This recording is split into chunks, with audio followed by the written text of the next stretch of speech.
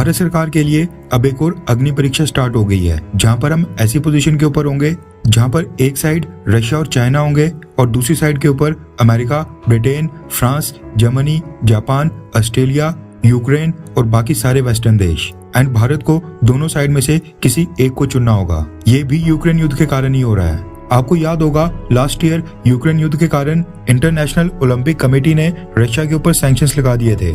Ukraine के साथ solidarity दिखाते हुए इंटरनेशनल ओलंपिक्स कमेटी ने कहा था कि आज के बाद ना ही रशिया या बेलारूस में कोई भी स्पोर्टिंग इवेंट करवाए जाएंगे, ना ही किसी स्पोर्ट्स इवेंट, मीटिंग या वेन्यू के ऊपर रशिया का फ्लैग यूज होगा, ना ही किसी सेरेमनी में रशिया का नेशनल एंथम प्ले होगा और ना ही रशिया के फ्लैग के कलर का इस्तेमाल किया जाएगा। इसके अलावा रशिया के गवर्नमेंट ऑफिशियल्स को ना ही किसी भी स्पोर्टिंग इवेंट में इनवाइट किया जाएगा, ना ही मीटिंग्स में हिस्सा लेने दिया जाएगा और जो भी रशिया के प्लेयर्स होंगे वो न्यूट्रल होंगे और अपने देश रशिया को रिप्रेजेंट नहीं कर पाएंगे। ये सैंक्शंस साल 2024 में जो फ्रांस के पेरिस में ओलंपिक्स गेम्स होनी है उसके लिए भी वैलिड रहेंगे और साल 2026 में मिलानो कॉर्टिना में विंटर ओलंपिक्स होने हैं उसके लिए भी वैलिड रहेंगे। रशिया के लाखों प्रोटेस्ट करने के बावजूद इंटरनेशनल ओलंपिक कमेटी ने ये सैंक्शंस आज भी बरकरार रखे हैं। यहाँ तक तो चलो ठीक था, लेकिन जैसे जैसे पेरिस ओलंपिक्स पास आते जा रहे हैं अब दुनिया के कई सारे वेस्टर्न देश लगातार डिमांड कर रहे हैं कि रशिया के सभी प्लेयर्स और स्टाफ को पूरी तरह से बैन कर दिया जाए, यानी उनको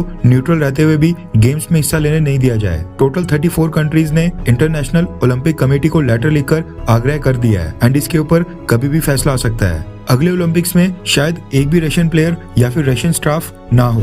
अभी सबको पता है कि बाकी इंटरनेशनल ऑर्गेनाइजेशंस की तरह इंटरनेशनल ओलंपिक कमेटी के ऊपर भी वेस्टर्न देशों का काफी ज्यादा इन्फ्लुएंस है। टॉप पोस्ट के ऊपर सभी नाटो देशों के रिप्रेजेंटेटिव बैठे हैं। ऑल्दो ये एक स्पोर्टिंग ऑर्गेनाइजेशन है, लेकिन अमेरिका और उसके अलाइज ने रशिया को सबक सिखाने के लिए इसका भी इस्तेमाल कर लिया है। अब रशिया भी स्पोर्ट्स में जियोपॉलिटिक्स के इस्तेमाल का जवाब स्पोर्ट्स में जियोपॉलिटिक्स एंगल घुसाकर ही देना चाहता है। ऐसे में रशिया एक ऐसा प्रपोजल लेकर आया है जिसको इनकार करना भी भारत के लिए डिफिकल्ट होगा एंड उसके ऊपर हामी भरना तो और भी डिफिकल्ट होगा। रेफरेंस के लिए आपकी स्क्रीन के ऊपर द इकोनॉमिक टाइम्स के आर्टिकल का स्क्रीनशॉट है, जिसके मुताबिक एससीओ देशों के स्पोर्ट्स मिनिस्टर्स की आपस में मीटिंग हुई, जिसमें रशिया ने प्रपोजल दिया है कि ओलंपिक्स की तरह ही एससीओ देश भी आपस में एससीओ गेम्स की शुरुआत करें एंड एससीओ गेम्स को सबसे पहले होस्ट करने यानी जो पहला स्पोर्टिंग इवेंट होगा उसको रशिया के अंदर ही करवाया जाए, यानी रशिया को होस्ट करने की परमिशन दी जाए। ओलंपिक, नॉन ओलंपिक्स, पैरालंपिक और नेशनल स्पोर्ट्स सभी को इसमें कवर करेंगे और आपस में इवेंट्स करवाएंगे। रशिया ने कहा है कि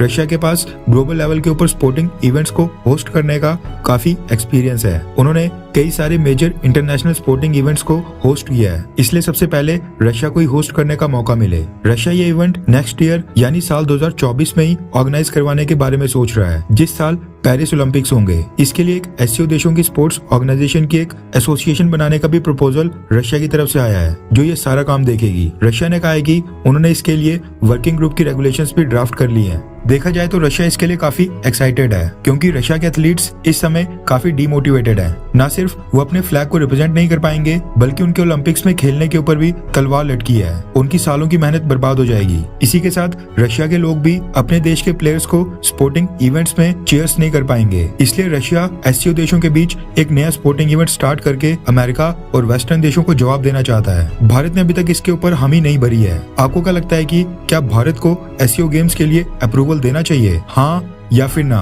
क्योंकि अगर भारत ने अप्रूवल दिया तो कल को हमें भी अपने भारतीय प्लेयर्स को रशिया में होने वाली गेम्स में भेजना ही पड़ेगा और उन पिक्चर्स को पूरी दुनिया देखेगी।